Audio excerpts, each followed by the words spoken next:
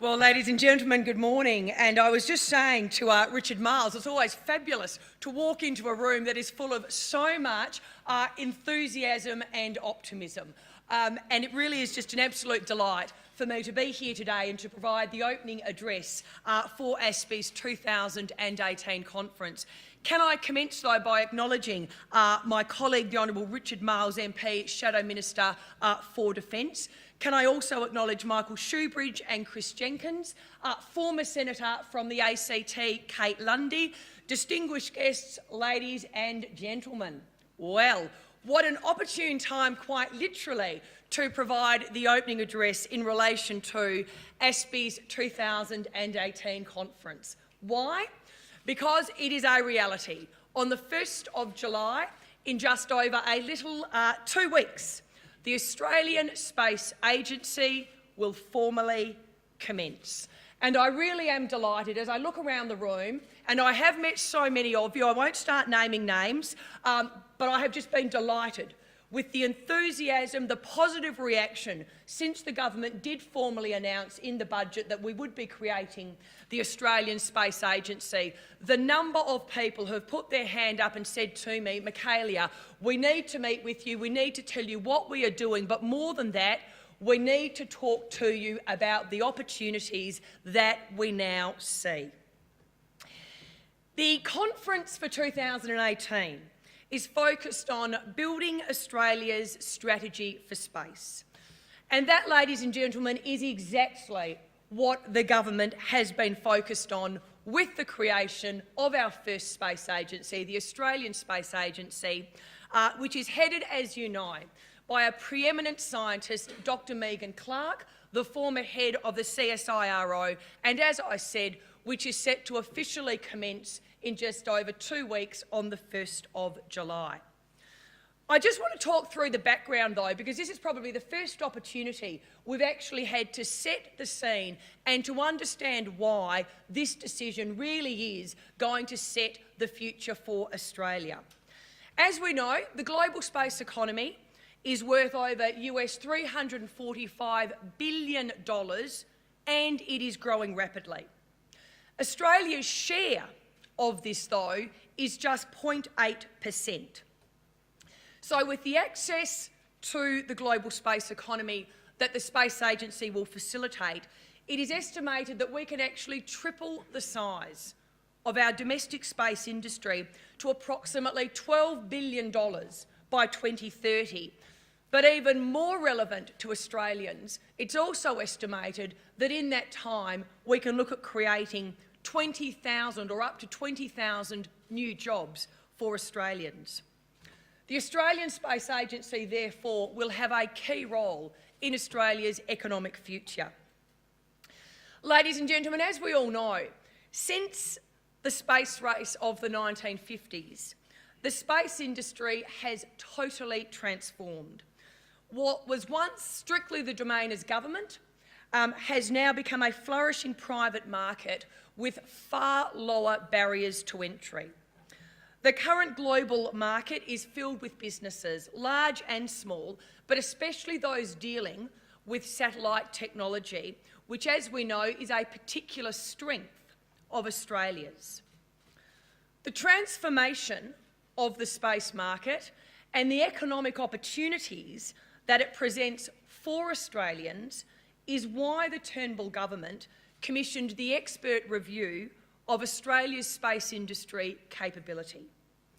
We needed to determine exactly what our comparative advantages are and how, as a government, we can further support and grow them. As Australians, we have a very, very proud history in space. Our unique position in the globe, looking right into space, has given us a huge advantage, helping us play key roles in tracking from the great Apollo missions right up to the biggest space missions of today. In just the last year, our tracking facilities have provided crucial support to the Juno and Cassini missions, NASA's InSight mission to Mars that launched last month, the Japanese Hayabusa 2 mission to the asteroid Ryugu, And as we all know, we have several more missions to come before the year's end. This work continues a legacy spanning over half a century. Neil Armstrong's legendary steps were relayed to the world, as we know, through Australian ground stations. The Dish, and many of you will have seen that fantastic movie, is part of our national folklore. And Megan Clark, Dr. Megan Clark, and our expert reference group confirmed that Australia's expertise in space is not confined to the history books. On the contrary, and that is what is so exciting for all of us here today. It is alive, but even better than that, it is well positioned to grow. The space industry in Australia currently employs around 10,000 people and has an estimated market size of just under $4 billion. Defence, as you know, forms a great part of this, as does research and our government agencies, the CSIRO, Geoscience Australia, the Bureau of Meteorology, and the Australian Communications and Media Authority. And much of the commercial sector, and I look around the room today, from startups to small businesses to corporates, is represented here. Ladies and gentlemen, Australia already possesses the capabilities required to be a global player in the space industry. Australian miners and farmers, and I'm from Western Australia, so I know this well, are the best in the world at using space technologies. We lead the world in automated mining, driving haul trucks via satellite, and of course, our farmers are very proud of precision agriculture, using positioning and imagery technology to pinpoint exactly where we need to work on our farms. We're also an advanced manufacturing nation, making everything from advanced optical instruments used on satellites to precision medical tools, products that require space capability to operate. As you know, we also make our own satellites, big and small. We also keep the world's satellites safe, as the only country in the world using lasers to shoot space junk out of orbit. We are already recognised for our expertise in satellite navigation, data analysis, research and manufacturing. We have substantial space-related infrastructure and we have a proven capacity to commercialise. The Australian Space Agency will now enable our industries to participate in the world's biggest space missions and projects. What Australia has lacked to date, however, is a coordinating body for our existing space activities and, more importantly, a single doorway to international participation of the sort that almost every other OECD nation already benefits from. For the very first time, the Australian government is creating such a body. You will be aware that very recently, in our federal budget, we have kickstart the agency with an initial allocation of seed funding of $41 million. This includes operational funding, which will be ongoing. It also includes a fund dedicated solely to securing international partnerships and giving Australian industry access to this burgeoning global economy. When the agency officially commences on the 1st of July, the agency's first task will be to prepare a national space industry strategy and an investment plan. This work, which we aim to complete by the end of this year, will inform the government's continuing investment. The fund will enable the agency to partner with international space agencies on strategic space projects, providing a platform for Australian businesses' participation. Involvement in these space projects and missions will provide an opportunity for Australian businesses to take part in international space-related supply chains. As I've said, the Australian Space Agency will commence operations on the 1st of July.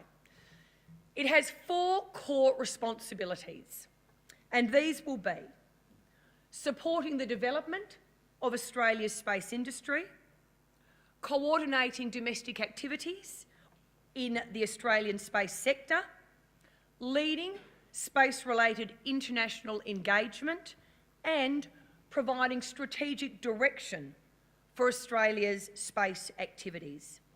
In short, the Australian Space Agency will be responsible for setting Australia's strategic direction in the civil space sector. In order for Australian businesses to engage fully with the global space economy, Australia needs to partner, as you know, with other overseas agencies through targeted investments in international space programs. This will, of course, then open the door to our businesses to participate in the world's largest space missions and projects. And of course, what we then want to see is the production of the flow-on benefits that will be felt right across the Australian economy. We want to see the creation of high-wage, long-term jobs across the nation, including in our rural and regional areas, and especially in the science, technology, engineering and math disciplines. Ladies and gentlemen, in the coming 12 months, we will see the agency's strategy crystallise. It will build on Australia's capabilities and competitive advantage, optimise our research and development opportunities, and identify growth areas in our civil space sector. Our future investments will need to be well targeted to get our capabilities in these areas to world standards so that we are globally competitive. Now, as an adjunct to these groundbreaking initiatives, the government is also working to ensure that there are no legislative impediments preventing our industry from engaging in the international space market. We are reforming Australia's space laws to make it easier for our domestic industry to participate. The Space Activities Act was introduced over 2 decades ago. Since that time, business operations in the space industry, as we know, have substantially changed. The space economy of today is moving faster than ever before, and we need our regulatory system to be as equally dynamic. Recently, the Turnbull government introduced the Space Activities Amendment Bill into the House of Representatives. As many of you will know, this bill is the culmination of what has been comprehensive consultation that began with the review we announced in October 2015. And there are many of you in this room who have participated in that review, and I would like to thank you for participating in the process. But I would also like to particularly express the government's thanks to Professor Stephen Freeland, who of course is joining us here today. Professor Freeland, thank you for your ongoing advice throughout this process and for giving the government the benefit of what is renowned as unparalleled expertise. Through this bill, what is the government looking at doing? Well, we're looking at reducing red tape for space-related activities in Australia. The regulatory changes will include faster and simpler licensing arrangements for launches and returns. We're doing this by streamlining the approvals process and the insurance requirements for these activities. It will also provide better regulation for rocket launches to reflect modern practices around the globe. These updates include new arrangements to facilitate the safe launch of high-powered rockets and the safe launch of rockets from aircraft in flight. The effect of these changes will be to bring Australia in line with what is global practice. They will reduce barriers to participation and encourage more private space investment in our space industry, ultimately helping Australian businesses create more jobs for Australians. Ladies and gentlemen, when it comes to making Australia a much, much bigger player in the global space economy, the Australian Space Agency has another important role. We must demonstrate Australia's capability and potential in the domestic and global space economy. So we'll also see the agency address several strategic priorities through its work, and these include lifting our satellite infrastructure to world-class standard, building on our world-leading Earth observation analysis capability, developing communication technology, services and ground stations, excelling in space situational awareness and debris monitoring, building on Australia's research strengths in quantum communications, astronomy, planetary science, space medicine and antennae and sensory technology, and improving our world-leading capability in remote asset management that will link how we work in space to how we work on Earth. The rigorous work of Dr. Megan Clark and her colleagues over the last year informs these priorities and underpins the agency's work for its first phase of operation. Now, ladies and gentlemen, like so many, I have been extremely encouraged by the interest shown by all states and territories in our Australian Space Agency. As you know, the agency has an interim home in the Department of Industry, Innovation and Science for its first 12 months of operation. I look forward to Dr. Clark beginning her consultation shortly with each state and territory, one-on-one, to properly ascertain what they can bring to the table and also to further her consultations, and again, she's already met with many of you, with industry and academia. This process will be an open process and it will be a collaborative process to ensure that we get the best outcome for our nation. At the conclusion of this process, which we're aiming for before the end of the year, Dr. Clark will advise of the most strategic arrangements for the agency's long-term location. Ladies and gentlemen, the Australian Space Agency funding is just one part of the Turnbull government's $300 million investment in this year's budget. Complementing the agency is the government's investment of over $260 million to provide Australians with world-class satellite technology. These measures, as you know, are critical to enabling Australian businesses, big and small, and across many sectors, to improve their products and services and their global competitiveness. It's a big investment, but we know it has the assurance of big returns. Currently, through our GPS, Australians can only rely on accuracy of 5 to 10 metres. Our new funding will hone this to 10 centimetres across Australia and to just 3 centimetres in areas that have mobile coverage. This involves the development of a satellite-based augmentation system, SBAS, tested across 10 industry sectors, and the upgrade of the National Positioning Infrastructure capability, which is Australia's GPS ground tracking network and analytics capability. People often say to me, Michaelia, what does this actually mean on the ground? Well, this is what it means. It means that farmers will be able to cut costs and reduce waste by remotely tracking their livestock and precisely target crops with fertiliser, water and pesticides. It means that the Royal Flying Doctor Service will be able to land more safely and in more remote locations. It means that the world's largest ships will have a quicker, easier and safer way to dock in ports like Sydney Harbour.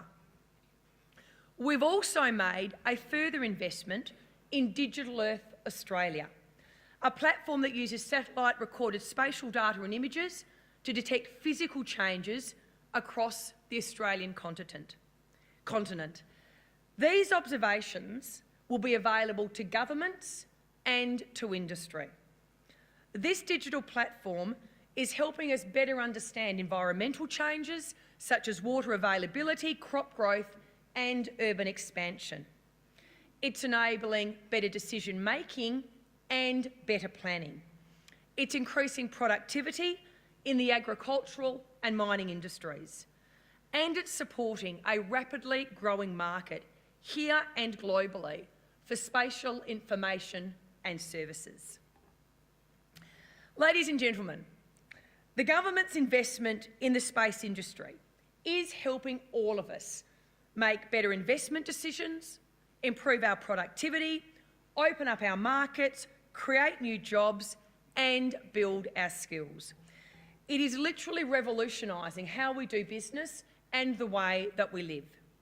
For the very first time in Australia's history, we will have a national space agency that will coordinate all of these activities and bring Australia's businesses to the world. The agency will showcase what we know are already incredible talents. It will open the door for businesses to create jobs by working on the biggest missions in the world. And I am confident it will also help Australians see the endless possibilities for careers in space and inspire our younger generations to pursue a career in science, technology, engineering and math. As I said when I walked into the room, it is just so fantastic to see the enthusiasm that governments, that industries and that the average Australian is bringing to this announcement. I look forward to working with each of you in the many months ahead as the Australian Space Agency takes shape and becomes a permanent part of the Australian economy. I wish you all the very best for your deliberations over the next 2 days. Thank you.